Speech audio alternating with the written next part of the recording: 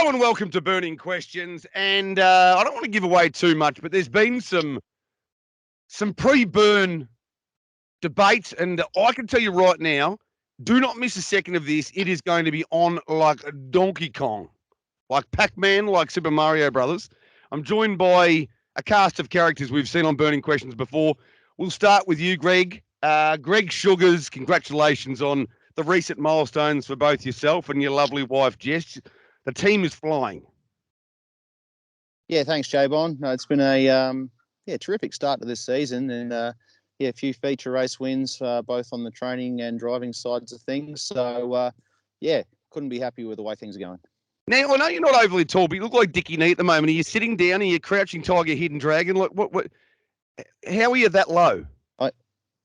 I am sitting down. Yeah, just had a busy morning here working, so time to take a load off. Just be careful. Andy Gath also joins us as per usual.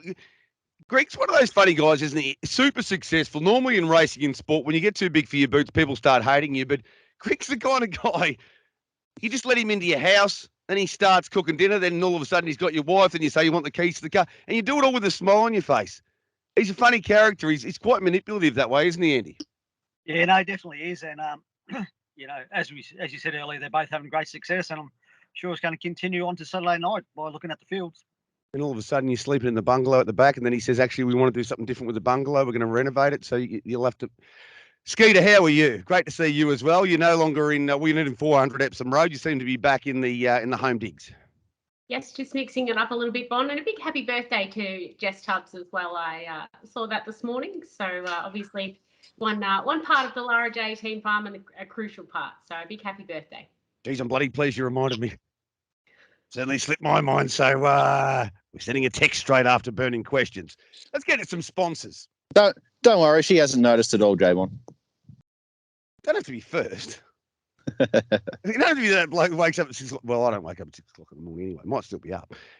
Whether you are celebrating a win or shoveling in the stables, you want your staff to look their very best at their total peak. And you do that with the uniforms from Hip Pocket Workwear and Safety. They've got you covered, all of you. For clothing, protective equipment, and plenty more, check out hippocketworkwear.com.au in capital letters. I think you can do it all lowercase if you want to. First question of the Burning Questions. Will the captain pilot Metro final on a whim, or can they make him hustle and create the race for others? You love the way the pentameter now, sometimes they're confusing, but it flows, you know.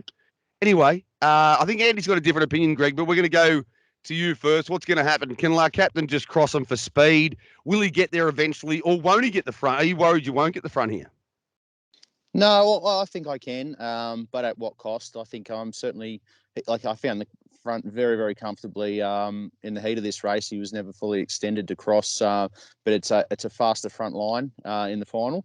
I still think I'm the fastest beginner, and I think I can find the front. The only query is at what cost to get there, but I think I will cross. If you get almost across and not quite there for pure speed, do you just have one plan in mind? You've got to get across ultimately? No, I don't think so. I don't think it's a lead at all cost scenario, but obviously that's one of his biggest assets, his early speed. So if I can cross, without doing anything ridiculous, obviously that's plan A for sure, but we won't just be going hammer and tongs forever until we get there, that's for sure. Oh, it's good news you haven't just got plan A, because Andy Gath has got some really bad news for you, Andrew. Take the pulpit. Sorry, just excuse me.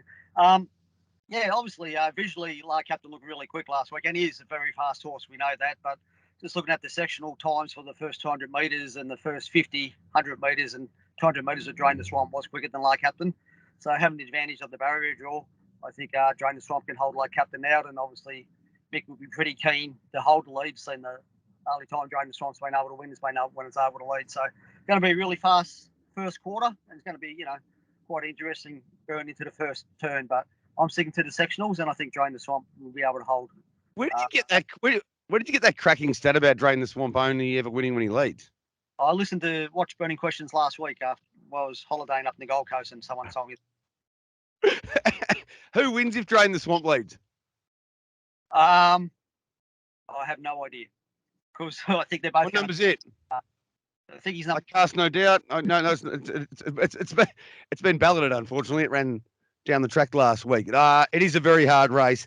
No sectionals for me. I think Lark Captain can get across, and if Lark Captain doesn't get across, I reckon Aussie Playboy's almost a better chance of kicking through because he's held Jillaby Nitro. He could have held Evan Mateo, and if they're all going in that line, I reckon Aussie Playboy might kick through. But Lark Captain's got 3-star gate speed, Skeeter. It's going to be on early, I think, isn't it? I think Lark Captain can probably get across. No doubt Mick Stanley will be trying to kick up and hold, but I just thought Lark Captain might have that pure gate speed to be able to get across, whereas Drain the Swamp has to muster a little bit more. So it's going to be a very interesting first few 100 metres, but I think if Lark Captain does cross and then Mick Stanley sitting outside, they're going to be rolling along. I don't think there'll be a cheap quarter like Captain got last week. So it'll just be how much those two up front have to do early, and it could open it up for something like Kiss Me Elvis back in the field, who's been flying off a cold trip, or Aussie Playboy, who had absolutely no luck last week. So I think it's probably a little bit more open, but Lark Captain's flying, so interested to see what he can do this week if he does cop a bit of heat in front. I've tipped Kiss Me Elvis. I reckon what we need to do, at least among the three of us, and we'll have a spot for the guest, is a scoreboard, a BQ scoreboard on these things. When the questions are asked, when answers are definitive, we'll work out just what's going on, and maybe a text chat where we can post that on socials as well, rather than Andy just telling me I'm an absolute loser privately. Right. Question 2 of the burning questions is brought to you by the Fresh Connection. They export Australian fresh fruit. How many countries, you reckon? Not sure, but it's more than 35. It's definitely more than 35. Damien Glengarry's the export manager. I've never met him, but every review I get of him, he's killing it. Fresh Connection specialise in citrus, table grapes, cherries, and mangoes. I do love a mango. Freshconnection.com.au. Second question. We have to go to Greg first again here because the team's flying. Does one over have one over? Former Kiwi friend, and that is, of course, Majestic Chick, even though they started different stretches of the draw. I've made some pretty big claims about where this horse is heading, Candyman. And that last win was a little bit unthinkable. Yeah, obviously we got the right result, but we didn't go about it how we would have liked. Making a mistake, we just had him a bit too fresh, I think, not having a run for 3 weeks, and he's a bit of a fiery customer. But the really pleasing thing about it was, for our point of view, that the horse has always come to us with a bit of a one-trick pony report about him, and that seemed to be the case, that he's only a front runner and had to keep him out and running. But to see him come off a trail and still hit the line just as strong, even though he did make a mistake, was very, very pleasing. So his manners are certainly starting to improve, and yeah, we're really excited for what the future might hold for this horse. You've pretty much written my form comment for me. That's exactly what I wrote about, the fact that maybe he was a one-trick pony and a leader, and people might have had that impression, but no longer. You're pretty confident you'll be winning. And just to clarify, so it wasn't the plan to gallop and lose 40 metres at the start? Definitely not. No, Okay. I asked Andy Gath, who's obviously well known as the greatest trotting trainer in the modern era, and I said, are we better off to trot all the way, or should we give him a bit of a head start and give him a beating? And he said, definitely try and trot all the way. It's a lot easier. So I didn't quite stick to that plan, but yeah, hopefully we've got that out of our system, and he can trot away and get a tick to get himself back in the draw. And yeah, it'd be interesting to see how the race unfolds and where we exactly end up in the run. It would obviously be tempo related, but I think it's fair to say he's got the form on the board over most of his rivals. So not going to be an easy assignment, but yeah, I think he's still going to be hard to beat. Very confident. Very confident. I love it when blokes, you have to say both of their names. Can't just call you Andy. I asked Andy Gath. I asked my mate Andy Gath. Andy, I don't know how good Majestic Chick is. I went back, and when it won those couple of races, looks pretty handy, trialled well, much better draw. I think it's going to be a good test. I still think one overall will be too good. I think he's very, very, very good. What do you think? What are you asking? You know when I said Andy, so you've got to listen to the whole thing. I know you've been suffering from this virus and it's come back a little bit, but stick with me, Andy. Well, Greg said my whole name, so I was waiting for my whole name. No, it's okay. Andrew Patrick Gath, what are your thoughts on one overall? I think he's one of the most progressive trotters coming up through the ranks, and it was a terrific win last out of Ballarat. Not the ground that he lost, but just to see a horse be able to come from the last lap from Ballarat, you don't see very often, and be able to get up was a huge effort. And I think providing he goes away and doesn't give away too big a handicap here, I think he'll be able to get the job done again. Majestic Chick's a really nice mare. Her best form in New Zealand's quite good, but they can't do what One Overall can do, so I think we'll be able to get the job done. I've said he might be the next Tornado Valley. I can't even look Andy in the eye when I say that. Andy Gaff in the eye when I say that. But Skeeter, your thoughts? That's Skeeter. That's Skeeter, your thoughts? Skeeter? Hello? Skeeter, your thoughts? Hi, yeah, good. Okay. Hi. No, I'm making it 4 out of 4. I think he'll be too good. Obviously won't want to make a mistake like last week. He never liked to see that, but as Greg mentioned, if he was just a little bit fresh, has had that run now. And that was a nice enough field that he gave a start and still beat there. So Majestic Chick, as Andy said, trialled nicely and looks a nice mare. But yeah, I just think there's something a little bit special about One Overall. So I think he'd be hard to beat as well. And a little bit of it's a little bit of book reading time from the form. This isn't even public. So those that wondered whether he was a one-dimensional leader were savagely schooled 5 days back when he missed away by 40 metres, yet still swept past quality. I got no idea if it was 40 metres or not. It was about that. Question 3, brought to you by APG. Go to apgold.com.au. Question number 3. I'll go to you first, Skeet, because he's been your love child, but can Skeet's old mate Yankee keep his short course record flying? Or will the Top This Pressure burst his bubble in this grade? I think you're abandoning ship. I am. He was kind to me last week, but I think he's not going to get the easy lead and an easy quarter like he did last week. There's going to be a lot more pressure on. Can't Top This has been flying his past couple. Obviously led and went 154 over the middle trip last week, and I just think there's going to be, probably too much pressure this week. So, it's a tricky race to work out, and even the map, I think they all have similar gate speed. So I don't know who the out-and-out leader is, but I just think he's not going to get conditions to suit as much this week. Andy Gath, what are your thoughts on this? I think that there's been good evidence with Yankee Gold that when he leads over these short trips and he gets his own way, he's very hard to beat, and when he cops heaps of pressure, he probably can't cop the kind of pressure I think he's going to get here. No, probably not. He's done a great job, and we know this is his forte. He loves the short course racing, and but again, he's going to cop a little. He's going to cop pressure throughout the race, and not sure he can sort of handle time pressure. But if he's getting physical pressure as well from Can't Top This out there from the outside, I'm guessing that's going to be enough to sort of bring him undone. But they've done a great job with him. He's still going to be hard to beat, obviously, because I think he'll be the leader. But I think with the pressure he's going to cop, it's going to be hard for him in the last 100 metres. My best bet's in this race. And I reckon it'll be a bit of value. Greg, what are your thoughts here on this question? Yeah, no, I'm going to agree with everything that's already been said pretty much. Nothing really further to add. I think he'll run a valiant race in front and probably go down fighting. But, I think there'll be too much heat from basically start to finish to see him winning this race. So, unfortunately for connections, I think place bet will be best for them. Are you sitting on a small chair? Are you sitting on your own feet, or are you sitting on the ground? On the ground. What a warrior. At the back of a sawdust pile, actually. It's nice and comfortable. Oh, that's nice. Yeah. Yeah, no piles there. Just get yourself it's like a little beanbag. I like that. And Andy, I am worried about you because I heard you coughing a little bit earlier again. Like you've gone to Queensland. Obviously, the doctor said you've got to get to a warmer climate, and you went up there to the mansion. But you still don't seem 100%. And I've got to tell you, you haven't got the tan that I was expecting. Is everything A-OK health-wise? Yeah, no, everything's fine. As we spoke earlier, it's just old age kicking in, J-Bond, but I just have to deal with it.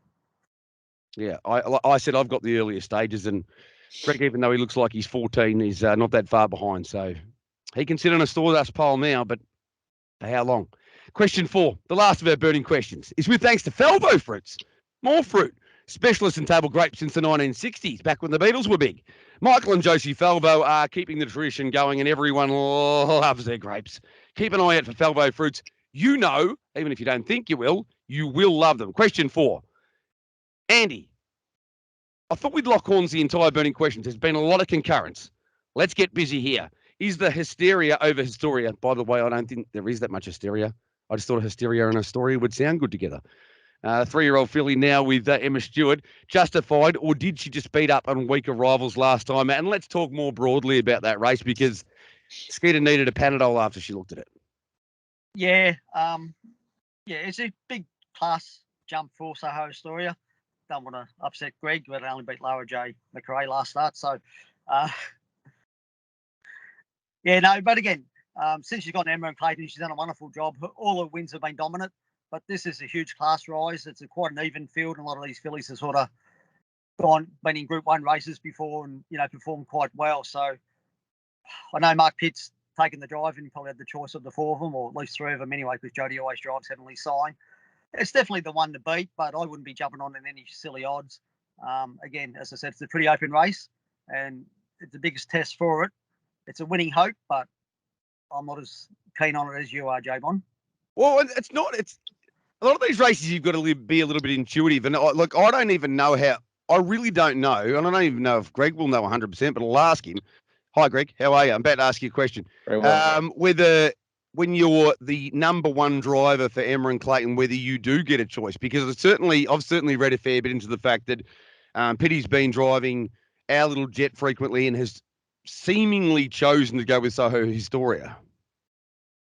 Yeah, no, it's different for different races and obviously different sets of horses in that camp, in my experience. Generally speaking, obviously, the drivers obviously stick with certain connections as far as ownership goes, is probably the main way that these sort of scenarios unfold. Quite often, if it's just something that they don't have a long-term relationship with any set of owners, that they will give the driver the choice on any given race. But quite often, a little bit of loyalty to the ownership group comes into play. So that may have a factor in the decision for this race for sure. I went out wide there. I mean, we great to discuss something else, but the burning question remains: is his Soho Historia the one to beat, Gregory? Look, I think so. Even though it did only beat Lara J. McRae, I think its wins have been pretty good. The way it's gone about it is a class rise, of course, but I agree with Andy. You couldn't take anything ridiculously short about it if you were looking to have a bet in this race. But it's definitely a winning hope, and I think with Mark Pitt retaining the drive on it, I think there's a fair bit of weight that actually goes into that on this occasion. So definitely a chance, but it's still an open race. Skeeter, I feel like unintentionally I've aligned myself with Soho Historia more than I was intending to.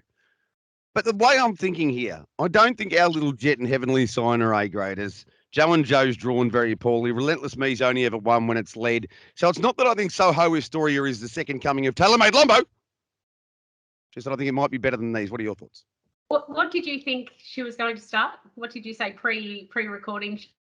That kind of, you don't bring that on here. I've marked her $2, but it wouldn't surprise me if the wave, you've got a nice little smile you're frozen with there. It's showing a little bit of an underbite there, Skater. So I reckon if the wave starts and the money comes, the wave might turn into a tsunami, and she might start crazy, crazy short if everyone believes that she's way better than the others. But I've marked her $2. It's such an open race. I could make a case for every horse, I think. I was going to say, when I first saw the question, have I been living under a rock, because I haven't seen any boom about her, so I wasn't sure what that was all about, and I thought I'd missed something along the way. But I've started. I've been like everyone. I've just probably read the most into the fact that Pitty is sticking with that filly. That's probably the best push. But yeah, like I said, such an even race. Every single horse has a chance, and I think it's a field job in the quaddie. So she's probably the one to beat, but I'm saying that with zero confidence, because there's no doubt this is a massive jump up from what she's been beating prior. Well, the price that I said was she might, and I was going to the deep at $1.45. I said, I think it ultimate stride last week. Gave him $1.80 and ended up starting $3.50, which I marked it. There's a little pat on the back. Well done, Bon. You're a champion. Now, Gregory, your best bet on the program. Sticking with the old boy 888. He was awesome, obviously, last week.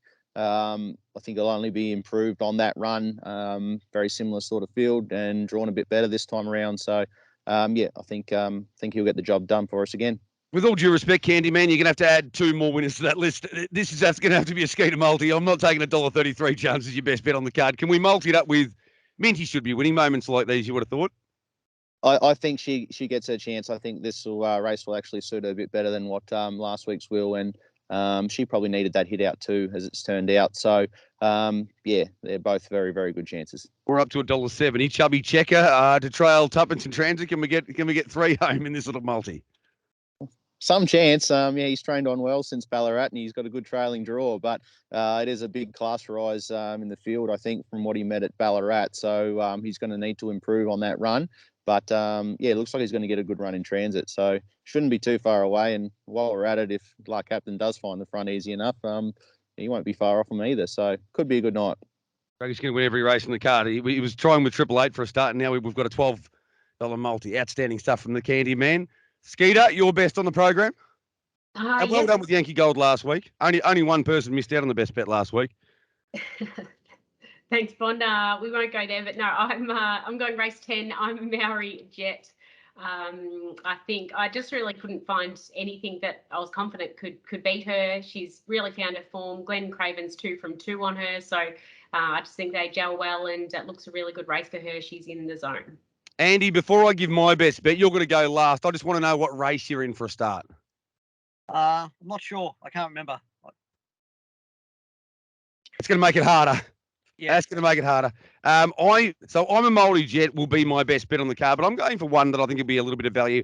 I reckon the race maps that first leg of the quaddy for Fire Rock, Fire Roll perfectly. Yankee Gold in front, can't top this outside the leader. Fire Rock, Fire Roll, 1-1. He's been massacred in front the last couple of times he's had a go at it. Following a helmet, peeling, bang, boom. He's my best on the card because I'm trying to go for a little bit of glory. Now, Andy, I'll reveal to the punters what race this horse is in if you tell me its name. Yeah, well, he didn't. He's going for the 4th pick of the Tub Stables. I think Chubby Checker be able to get the job done. Is a horse I had opportunity to buy, and an agent come over the top and offered a little bit more money for him, so I missed out on him. So I know his whole career. He's quite a nice horse, and I thought he won quite well first up and got the ideal draw and informed driver and stable. So I'm going with Chubby Checker. So don't let me down, Greg. As I do my best. We're very confident it'll be behind the leader. Yeah, Tuppence will lead and won't hand up to Belmont. They won't play those sort of games, will they, Andy? I doubt it. I think Tuppence is a natural leader. He's run all his good races in front, so he should be able to. As long as Greg holds up, I'm sure he'll be, somewhere close towards the finish. And how about your superstar, the best horse in your stable, Balenciaga? Get it in the last? No, I don't think he can cross the 1, so I think he probably has to lead to be a winning hope. Quite happy with him, but I think by Boy probably hold him out early. You've all been outstanding. It's been an absolute pleasure. Greg's going to have pins and needles throughout the quadriceps and the calves, but he'll be right. And he's going to get 7 winners, apparently. I don't know how many drives he's got, but he's going to win nearly every race at Tabcorp Park, Melton on Saturday night. Well done, Andy. I'm sure you'll bounce back this week. Great job, Skeeter. Thanks, Bon. And great job, Bon, as always. You've killed it, mate. You've got high standards for yourself and you live up to them. That's been Burning Questions. We'll catch you again next week.